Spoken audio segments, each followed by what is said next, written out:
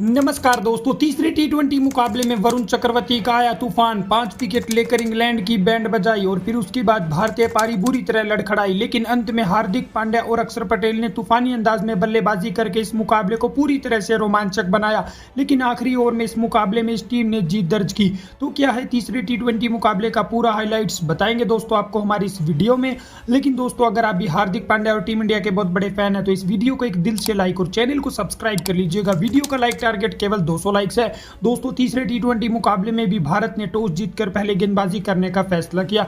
वहीं इंग्लैंड की टीम की तरफ से फिल साल्ट और बेन डकेट ने पारी की शुरुआत की, लेकिन इंग्लैंड की टीम की शुरुआत एक बार फिर से खराब रहती है। हार्दिक पांड्या अपने दूसरे ही ओवर में 5 रन के स्कोर पर फिल साल्ट को आउट करके इंग्लैंड की टीम को 7 रन के स्कोर पर पहला झटका देते हैं।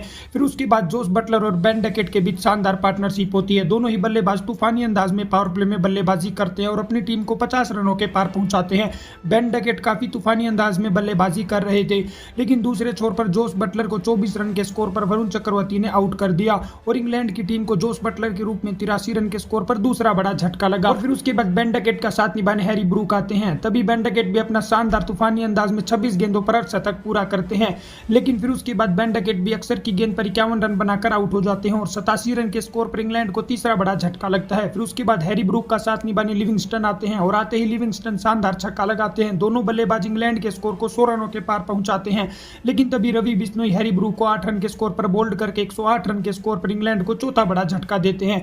फिर उसके बाद लिविंगस्टन का साथ निभाने स्मिथ आते हैं, लेकिन आते ही वो भी एक छक्का लगाकर वरुण चक्रवर्ती का शिकार हो जाते हैं और 115 रन के स्कोर पर इंग्लैंड की टीम को 5वां झटका लगता है। फिर उसी ही ओवर में वरुण चक्रवर्ती ओवरटन को भी 0 रन पे आउट करके इंग्लैंड को 115 रन के स्कोर पर छठा झटका देते हैं। फिर उसके बाद लिविंगस्टन का साथ निभाने कार्स आते हैं। लिविंगस्टन एक छोर पर तूफानी अंदाज में छक्के चौके लगा रहे थे, लेकिन कार्स भी वरुण चक्रवर्ती का 3 रन पर शिकार हो जाते हैं और 127 पर इंग्लैंड की टीम के 7 विकेट गिर जाते हैं। फिर उसके बाद आते ही जोफ्रा आर्चर भी 0 रन के स्कोर पर वरुण चक्रवर्ती का शिकार हो जाते हैं और 127 रन पर इंग्लैंड के 8 विकेट गिर जाते हैं। दूसरे छोर पर लिविंगस्टन तूफानी अंदाज में छक्के लगा रहे थे और उनका साथ निभाने आदिल राशिद आते हैं, लेकिन तभी लिविंगस्टन भी 43 रन के स्कोर पर हार्दिक पांड्या का शिकार हो जाते हैं और 147 रन के स्कोर पर लिविंगस्टन के रूप में इंग्लैंड की टीम को 9वां झटका लगता है। लेकिन अंत में आदिल राशिद और मार्कवुड इंग्लैंड की टीम को 171 रन 9 विकेट के नुकसान तक पहुंचा देते हैं। भारत की तरफ से वरुण चक्रवर्ती ने सबसे ज्यादा 5 विकेट लिए, वहीं हार्दिक पांड्या को 2, रवि बिश्नोई और अक्षर पटेल को 1-1 विकेट मिला और जवाब में 172 रनों के लक्ष्य का पीछा करने उतरी भारतीय टीम की तरफ से सैमसंग और अभिषेक शर्मा पारी की शुरुआत करते हैं। लेकिन एक बार फिर से दोनों बल्लेबाज अच्छी शुरुआत देने में नाकामयाब रहते हैं, क्योंकि सैमसंग 3 रन के स्कोर पर आर्चर का शिकार हो जाती है और 16 रन पर भारत को पहला झटका लगता है।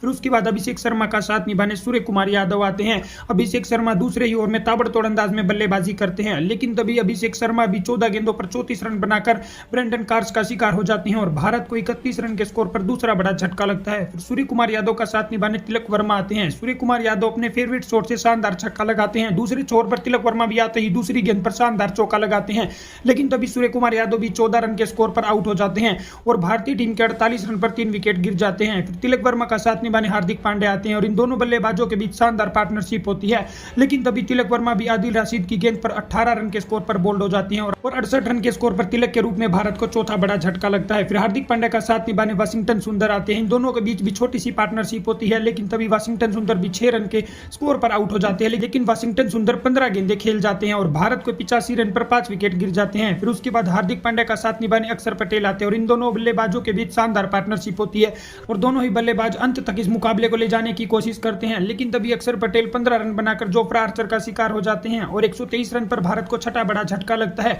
दूसरी तरफ हार्दिक पांड्या ताबड़तोड़ अंदाज में बल्लेबाजी कर रहे थे, लेकिन यहां से मुकाबला पूरी तरह से इंग्लैंड की टीम की तरफ जा चुका था, क्योंकि 12 गेंदों पर भारतीय टीम को जीत के लिए 41 रनों की जरूरत थी और अंत में हार्दिक पांड्या और ध्रुव जुरैल इस मुकाबले में भारतीय टीम को जीत नहीं दिलवा पाते और इसी के साथ इंग्लैंड की टीम इस सीरीज में अपना पहला मुकाबला जीत चुकी है। फिलहाल सीरीज 2-1 से चल रही है। तो दोस्तों ऐसे ही क्रिकेट से जुड़ी सभी ताजा खबरों के लिए चैनल को सब्सक्राइब कर लीजिएगा।